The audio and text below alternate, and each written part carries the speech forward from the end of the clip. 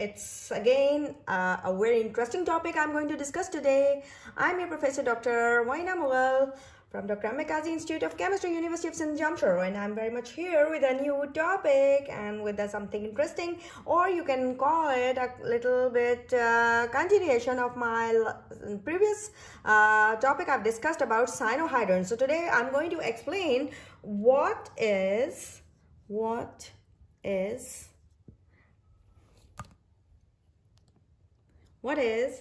benzaldehyde,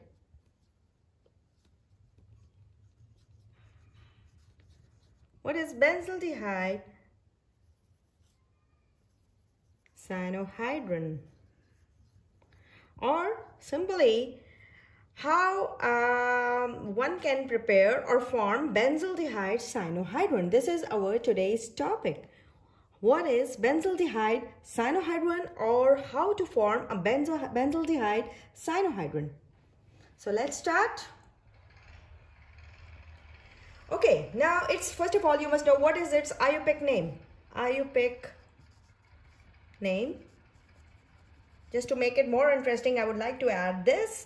It would be like, I would use other pen, 2-hydroxy,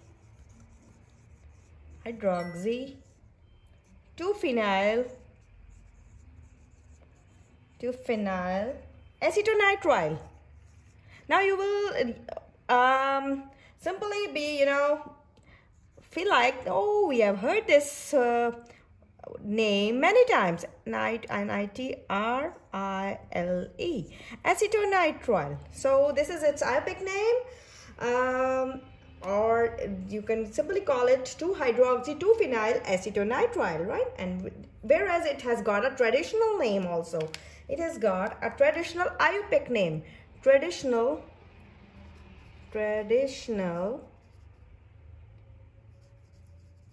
Iupac name. It is simply very interesting again. mandelo, mandelo nitrile. Wow, such a beautiful name. And its synonym could be, or you can call it, synonym is of course the mandalic acid nitrile, right? So this is something about its a little bit the physical aspects. And then of course if you'll come to the molecular formula of the compound, which is very essential to know about any new compound you are discussing. C8, being an organic chemist, at 7 and NO. This is the formula for this, and its structure is like something like that. I would draw here, that would be better.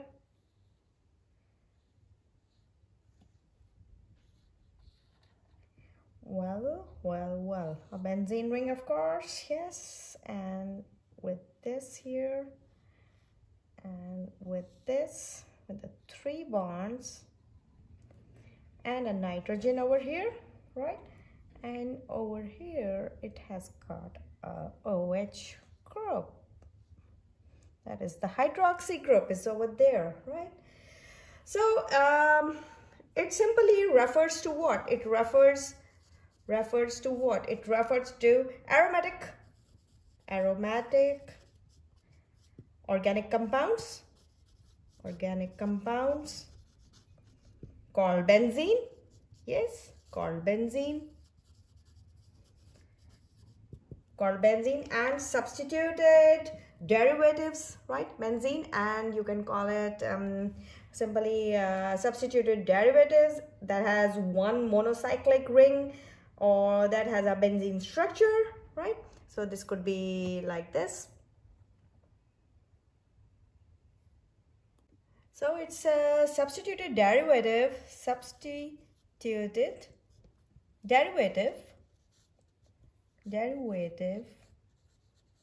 has one monocyclic ring, only one monocyclic. Now I hope you know what is our monocyclic ring. So its substitute derivative has only one monocyclic ring that has a benzene structure, that has got this benzene structure over here, right? Now the question arises how simply a benzaldehyde cyanohydride is formed. So it consists of two steps, two basic major steps, right? So let's discuss that. So it consists of, as I just told you, it consists of two steps. That is, number one is, of course, cyanide is added to the carbonyl group. Cyanide is added to what? Added to a carbonyl group. Carbonyl group. Okay, now I'm going to show you how it would happen. It's very interesting and it's very, knowledgeable, and I hope you will enjoy the mechanism of this reaction because students mostly are weak in the reaction mechanism. So I thought that I must explain them how this thing will go on, right? So let me adjust it.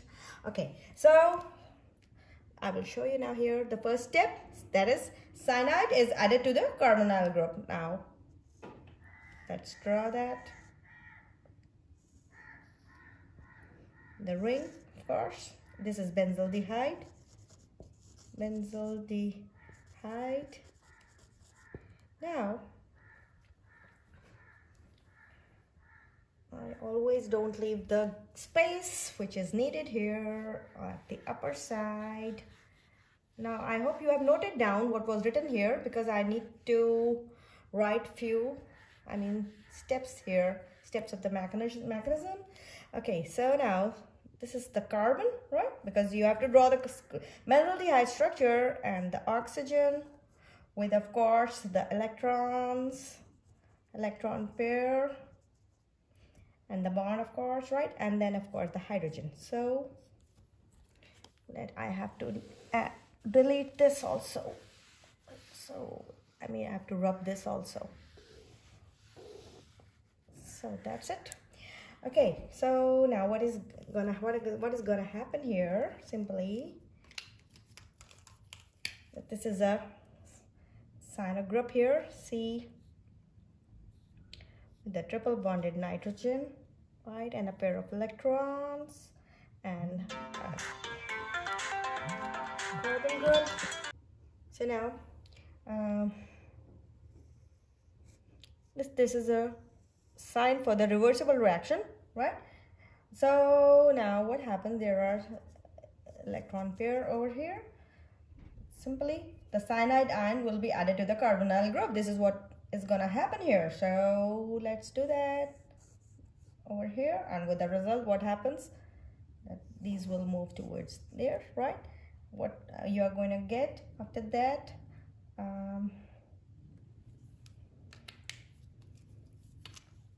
you'll get a product after this. Either I draw at that side or yeah.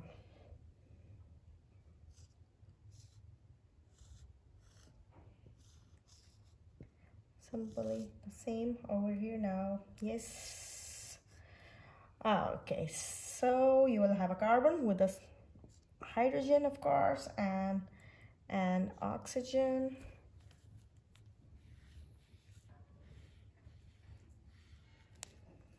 And oxygen, of course, with the electrons, lots and lots of electrons.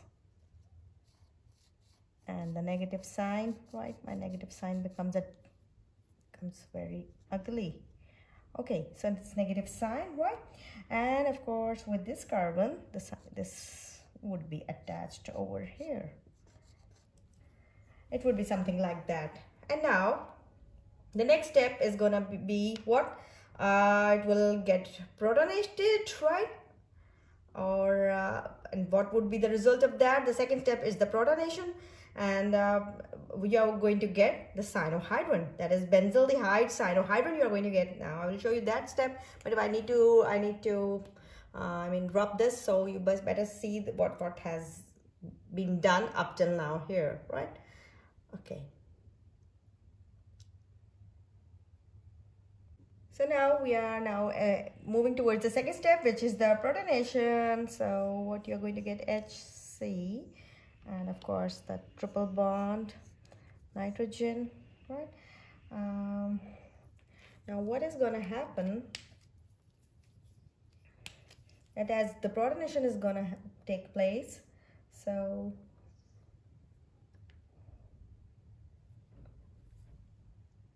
now protonation goes on like this. This will simply be protonated in this way, and with the result, this will move towards this side, and nitrogen has got the lone pair over here, pair of electrons over here. Okay, so what you are going to get after this step is simply interesting. You will simply get what? The benzaldehyde cyanohydrin. And what the structure would be like? It would be like, so I will draw over here.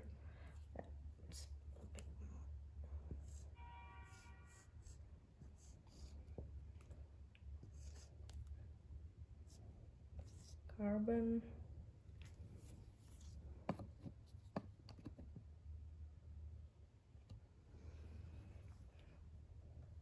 yes, so now here, yes, the carbon, and then of course the oxygen would be here with the electron pair, and then the hydrogen is there, yeah, and then the same carbon will be attached to the hydrogen, and then this carbon with the triple bonded nitrogen here, right? And what it would be left with, plus of course the what is left here, yes, this cyanidine, C triple bond N,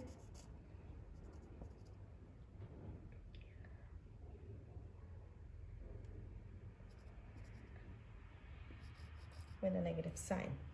So this is how it's going to be protonated to give you what? The benzaldehyde cyanohydrin, which is this one, the benzaldehyde cyanohydrin. And you achieved your aim. Today's our goal was to get the benzaldehyde cyanohydrin. So there it is. So the compound we got, that was our aim, was to get benzaldehyde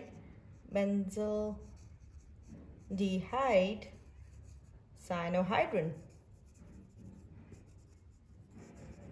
which is our compound, this compound which is formed, right, with the formation of the, of course, with the, you can say, expulsion of this cyanide ion, right? So this was how the reaction, it just goes on. You can see the reaction now here. The first step was, of course, the cyanide ion was added to the carbonyl group, and then of course it was protonated to give the simply benzaldehyde cyanohydrin. Now it is very interesting to note that forming cyanohydrin forming, or the formation of cyanohydrin, is a reversible reaction. And cyanohydrins is sometimes and not always favored by the what? By the equilibrium constant. It is favored by equilibrium constant. And that it follows this, you can call it this reactivity trend of carbonyls, right? It follows what? The reactivity trend of carbonyls, like that. Follows reactivity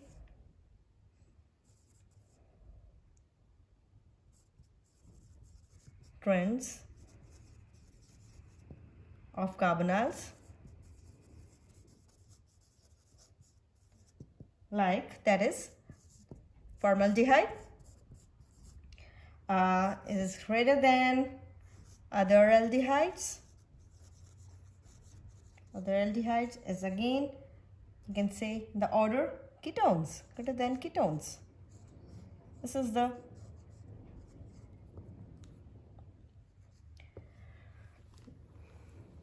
This is simply you can see the reactivity trend of the carbonyls, right? Now the reaction between formaldehyde and hydrogen cyanide, that is you can simply call it is very quick, is quantitative, and it is very quick to occur, right? So this is what I was saying, that reaction between the formaldehyde and hydrogen cyanide is very quick. It's very quick and is quantitative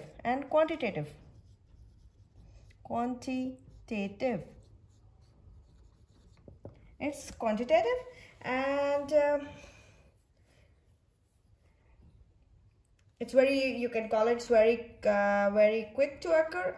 Okay, now there are various types of aldehydes whose equilibrium constant favor forming cyanohydrin, right? There are various types. There are various types of aldehydes. If I write ALD, that means I'm just writing the short form aldehydes, whose equilibrium constant, whose what? Equilibrium constant. They are saying that there are various types of aldehydes whose equilibrium constant favor what? It simply favor forming cyanohydrin.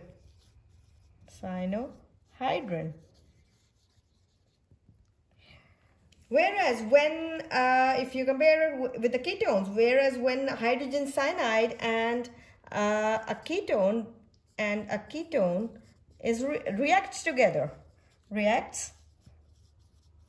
they react what? They have equilibrium constant, which will either favor a cyanohydrin,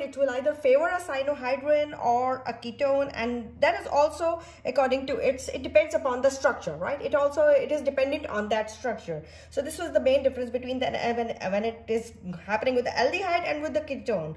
That in the case of aldehyde, they said that there are many kinds of aldehydes whose equilibrium constant always favor forming a cyanohydrin, whereas when hydrogen cyanide and ketones they react, they have equilibrium constant which will favor cyanohydrin or a ketone. It will either favor a cyanohydrin or a ketone. That is supposed to be memorized by a student, that it will either favor a cyanohydrin or a ketone, and that is also why it's happening. It just depends on the structure. It is depending upon the structure of that. Whereas ketones, which are hampered or obstruct by large alkyl groups, right? A huge alkyl groups, they simply react very slowly, or in a very they react in a slow pace. They take time.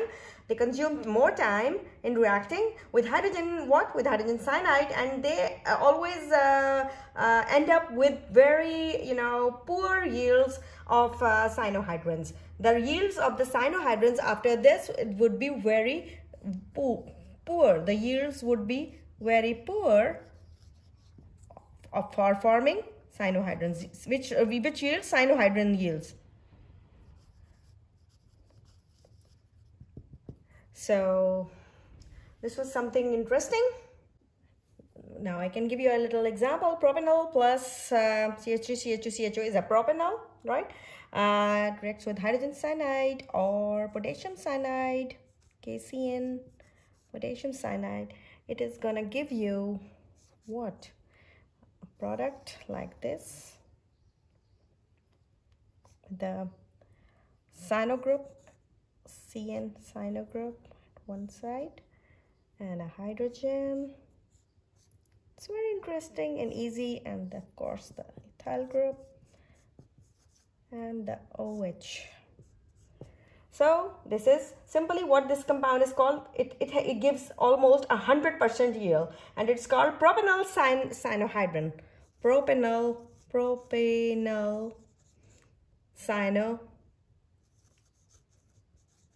cyanohydrin. And what is its yield? Its yield is 100%. Its yield is 100%. Whereas now I'm going to give you the other example. I'll rub this one because there's not enough space to write. I need always more space. So let me rub. Now the next thing is, of course, a ketone, 2-butanone. Now when it reacts with what? Again the same thing, HCN and hydrogen cyanide. What you're going to get? You'll get a yield which is not that much as it was before with an aldehyde. Okay, so it would be like, again, the cyano group, the OH, the ethyl, and of course the methyl group. And what this compound would be called? 2-butanone cyanohydrin. It is called 2-butanone cyanohydrin. Seems like I'm teaching you nomenclature also right now, but its yield would be 95%, whereas in the uppercase it was 100%, right? So this is the difference between the two. That is when you react propanol with the hydrogen cyanide or a KCN, it gives you 100% product of propanol cyanohydrin, whereas when you react it with react a ketone, 2-butanone with this group, what you are going to get? You get 2-butanone cyanohydrin, which was, and the yield was 95%. Why one can simply ask why this is happening, why the yield gets lower down. And if you will further attach the ketone with the bulkier groups, what happens? You will again get a more less yield, right? So what happens? What is the reason of this failure? So the failure of attaching the heavier groups or heavier ketones is due to what? Due to the steric effects, right? It is all only due to the steric effects. And one can ask you that what happens, why is it happening? So this is due to the steric effects. As the cyanohydrin formation, it refers simply, or it involves simply rehybridizing an sp2 carbonyl carbon, right? It rehybridizes what? It is a rehybridization between sp2 carbonyl carbon to what? To, of course, the sp3 carbon, and what will happen? The angle between them will be very you can say it will reduce, and between the alkyl groups from about, how much? It will reduce from 120 degrees to 109.5. And what will happen? It will finally, simply give you what? It will end up with the increase in the what? Or elevation in the steric interference, right? Or the steric hindrance. So this was something interesting about cyanohydrin formation, and I explained you today that how you can form a formation of benzaldehydes, and you learned today what is benzaldehyde cyanohydrin, how it forms, and what it is like, and how many steps were involved in it, and how this cyanide, what were those steps? The cyanide, and actually it was added to the carbonyl group, and then it was protonated, and you got the benzaldehyde cyanohydrin formation. And some few more examples I gave you about its structure and everything. So I told you also that this formation of this cyanohydrin is reversible, and because of something to do with the equilibrium constant. So I hope you like this you like this video, and you are happy to learn something from Dr.Mchem, right? So see you again with something new, something more interesting and exciting, hopefully with something more absorbing to make you more interested in my series of lectures. Thank you very much. Stay blessed.